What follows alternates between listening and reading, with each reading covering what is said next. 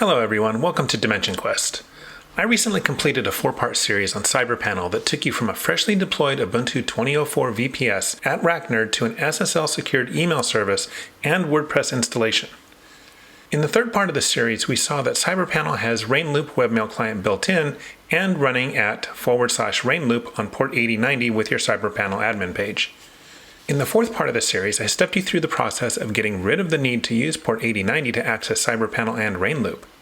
When I talk to end users, they don't know what Roundcube, Horde, Rainloop, and other webmail clients are, but they all understand webmail.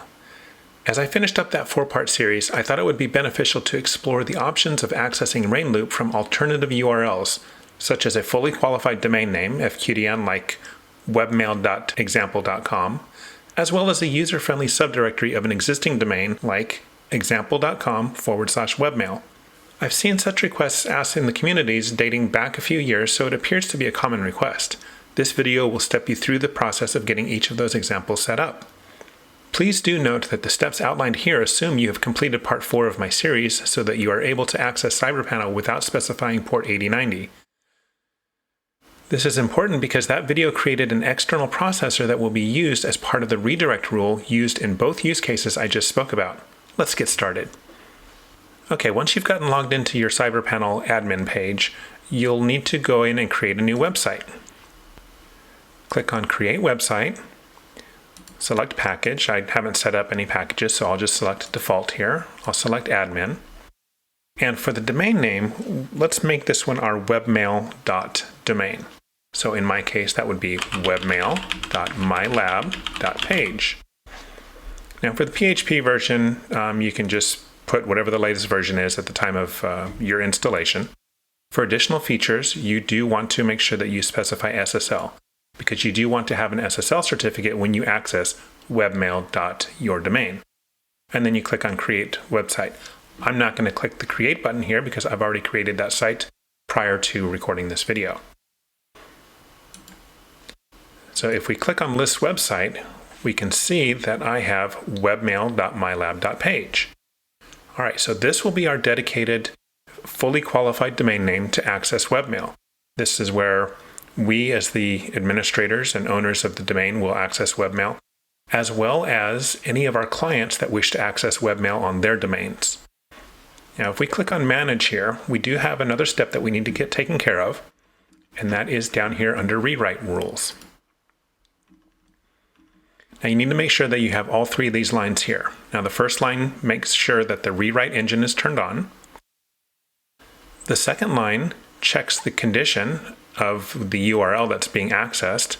So if the URL matches webmail.mylab.page, then the rewrite rule will be processed. And we can see here that it's going to CyberPanel/Rainloop and then whatever parameters have been passed through. Now the capital P here in these square brackets means that this is being forwarded into a proxy. Now that proxy is that external processor that was set up in our previous video, video number 4 of that 4-part series. And once you have all 3 of these lines entered, then you click on Save Rewrite Rules. Now make sure that this webmail.mylab.page, when you enter that, specify the fully qualified domain name that you have for your domain. Once you've hit that Save Rewrite Rules, then you can go to webmail.yourdomain and you should be able to log in.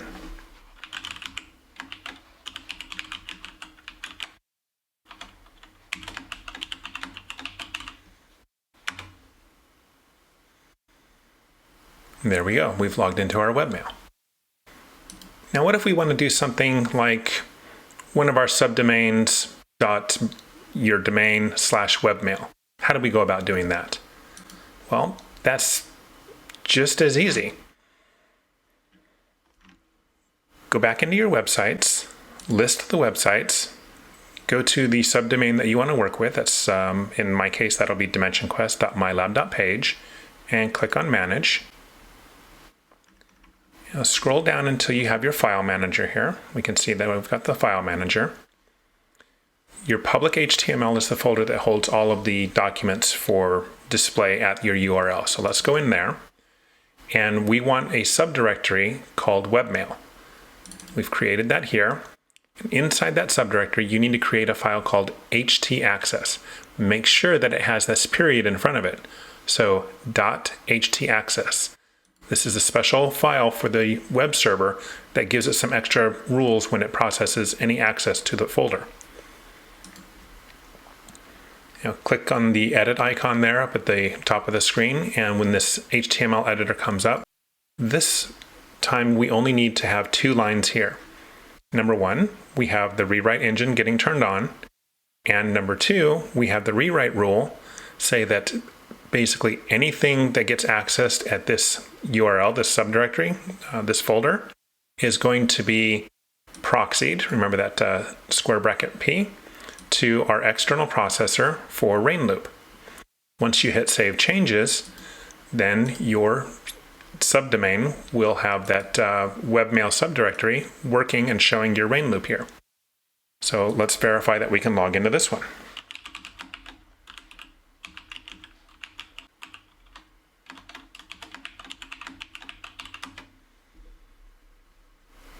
Okay, and we've logged in. All right, so now you might be thinking, well, wait a minute.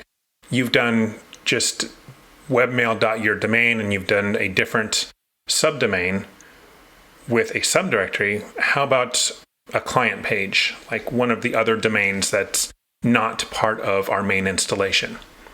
So I've actually gone ahead and done just that. I have demo.dimensionquest.net/webmail. Note that dimensionquest.net is not one of the root domains here on my CyberPanel installation. In fact, that is managed by different servers. The web page for dimensionquest.net is running on a different system altogether. DNS is not managed here, nothing. This is simply an A record that points over to this CyberPanel installation for demo.dimensionquest.net. So I've created the subdirectory webmail, and I've put in that same htaccess file. So let's go take a look at that. Let's go back to our home page in our CyberPanel admin. We'll go back into websites, list websites, and we have demo.dimensionquest.net right here. So this was created by doing create website, specifying demo.dimensionquest.net. I did the SSL tick box like we did on the dimensionquest.mylab.page and all the other sites that we've set up. And then under the file manager, I'm showing the alternative access to the file manager here. We could go manage file manager like we did before, or we could simply go straight into the file manager. So let's do that. Now once again, we go into the public HTML folder, and then we have our subdirectory called webmail. And again, we have that htaccess file. So let's take a look at that. And it's exactly the same as our previous instance. Now keep in mind, you can have this webmail folder be named anything you like.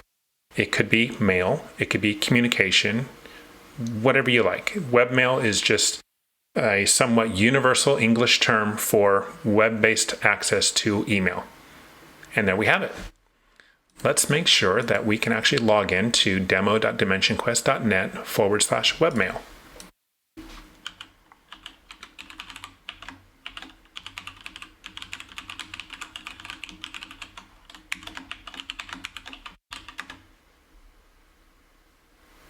Okay, and we have logged in.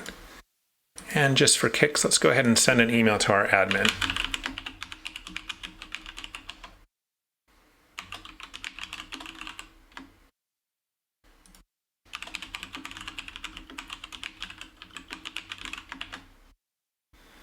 And we hit send on that. That is out, and we'll go back over to our admin at mylab.page email that's logged in there.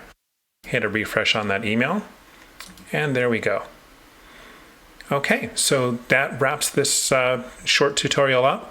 We are now able to access a webmail via webmail.mylab.page, via mylab.page/webmail, or any subdomain there. So dimensionquest.mylab.page/webmail. And we can also access via the webmail subdirectory of any client domain that's been set up on our CyberPanel server. Okay, that wraps up today's video. Hey, if you haven't done it yet, make sure you hit that like button, subscribe, and click that little bell icon so you can get notified of my future videos. All right, thanks for watching. Take care. Bye-bye.